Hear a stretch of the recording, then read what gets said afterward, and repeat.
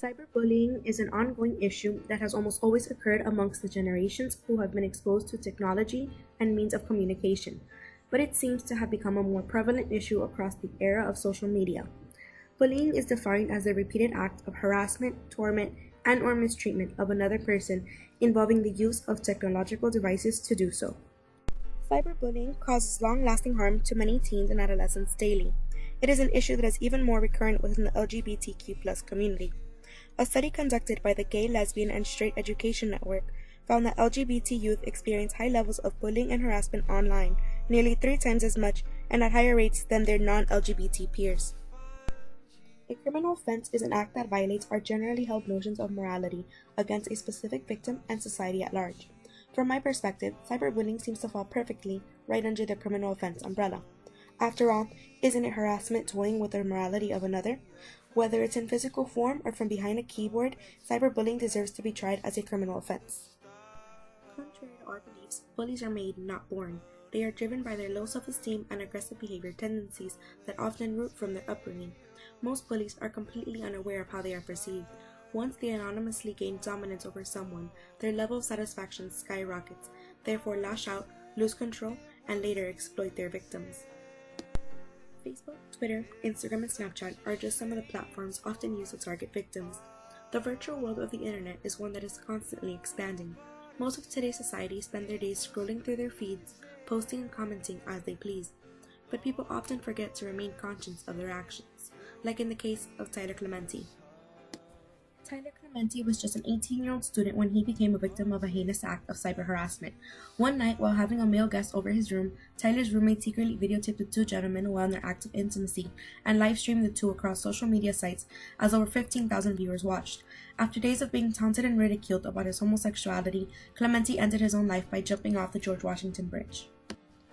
Following is the story of Gabriel Tay, an 8-year-old from Ohio who had been bullied by another student in a restroom before other classmates kicked and struck him for around 5 minutes while he laid on the ground unconscious.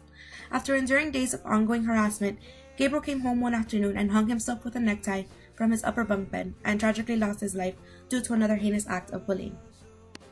Tyler and Gabriel are just two of the thousands of others who have fallen victims of bullying.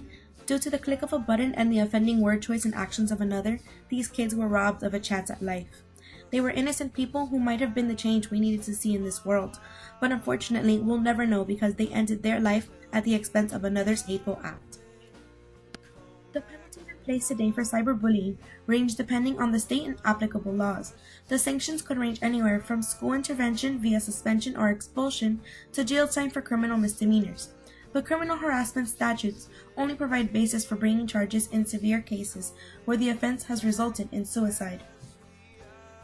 Networking, the bullying is made public and permanently remains on the internet, therefore having the likelihood of being broadcasted to the child's friends and family, along with anyone else chiming in on the website. For this reason, acts like the Student Non-Discrimination Act of 2010 are in place with the intent of ending discrimination based on actual or perceived sexual orientation or gender identity in public schools. But even then, such acts are just in place to regulate within public school systems, omitting the punishment for people outside of the school system spectrum. Societies and communities around have gathered to create foundations and organizations targeted to raise awareness and reduce the number of bullying occurrences, yet the number of incidents don't seem to cease. Though all efforts contribute to making a difference, there is still not enough being done. Consciously knowing or having the intention to cause harm and embarrassment to others is an offense towards basic morality. Verbally abusing people, taking the lives of others, and expecting to walk out without consequence is just illogical. Criminalizing cyberbullying would act as a deterrent. If we criminalize cyberbullying, it would decrease the number of people who do it because they know that there will be repercussion for it. Because prosecutors can't automatically appoint these cyberbullies with a designated charge, a criminal offense should be implemented into the legal system. Cyberbullies take pride in the fact that because they are behind a computer screen, their identity will never be revealed, or so they think. But if the legal system were to put these people through trial, they would finally experience first-hand embarrassment and humiliation, just like they cause to others. We have laws against harassment, so why wouldn't we have laws against harassment over the internet? Just because it's online doesn't make it right. Lawmakers, teachers, and parents who stand still at these actions need to step in. Criminal sanctions deserve to be put into action as a penalty for the heinous crimes committed in hopes that then the rates of cyberbullying diminish. If it was your child, wouldn't you want to seek justice?